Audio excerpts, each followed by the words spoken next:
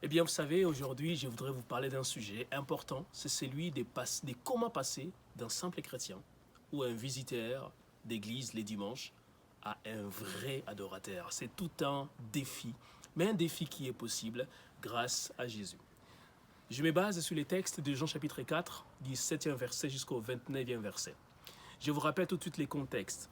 Les contextes, c'est que Jésus, il est en train de quitter Judée, il se dirige vers la Galilée et il veut faire escale à Sichar, un petit village de Samarie. Là, à midi, il se dirige vers un puits, il y rencontre une femme. Il est fatigué, il est épuisé, il est assoiffé.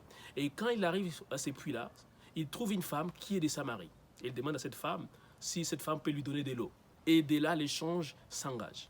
Et au verset justement 22, la femme va poser la question à Jésus. Elle va lui dire, écoutez, depuis longtemps, on se dispute sur les lieux où il faut adorer. Précisément, où est-ce qu'il faut adorer Dieu? Et donc, Jésus va lui donner une réponse et en même temps, va lui donner un cours magistral sur l'adoration. Jésus va profiter pour lui donner les 5 exigences qu'il faut rencontrer pour être un vrai adorateur que le Père recherche. N'oubliez pas, Dieu ne veut pas seulement avoir des gens qui vont aller à l'église les dimanches.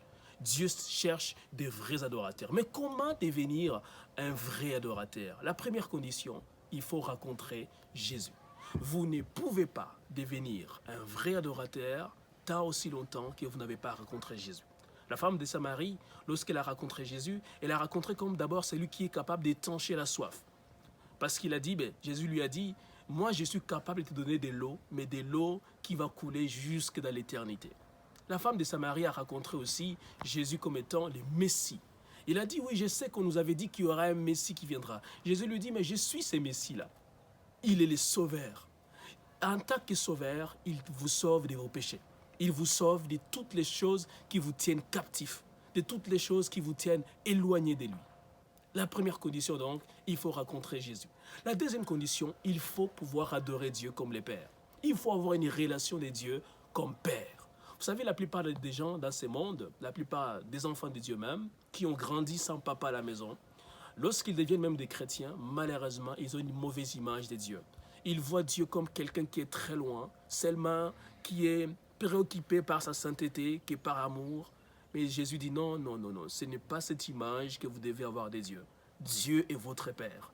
Et il veut que vous puissiez l'adorer d'abord en tant que votre Père. Troisième condition, troisième exigence, il faut avoir une communion avec le Saint-Esprit. Dites-moi mes amis, comment allez-vous adorer Dieu en esprit et en vérité sans avoir une communion intime, continue, persévérance avec le Saint-Esprit? Le mot communion vient du grec koinonia, qui signifie avoir tout en commun avec quelqu'un.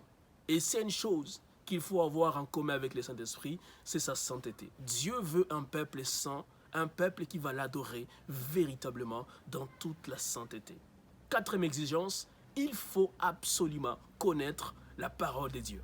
Mes amis, Jésus dit à cette femme de Samarie, vous adorez ce que vous ne connaissez pas. Or, sans la parole de Dieu, sans la Bible, il est pratiquement impossible d'adorer Dieu comme il le demande. Pour être un vrai adorateur de Dieu, il faut être un amoureux de la parole de Dieu.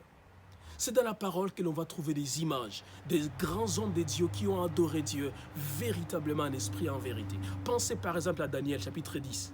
Pensez à Jean dans Apocalypse. Pensez à Paul et à d'autres grands adorateurs. C'est des gens qui ont adoré Dieu véritablement. Et cinquième exigence pour terminer, il faut servir Dieu. Il faut servir Dieu avec sa force, avec sa capacité. D'ailleurs, est-ce que vous savez que le terme adorer, adorer a 4 significations en fait. La première signification, eh bien, ça s'appelle, c'est se prosterner, c'est courber de la présence de Dieu. La deuxième signification, c'est servir Dieu.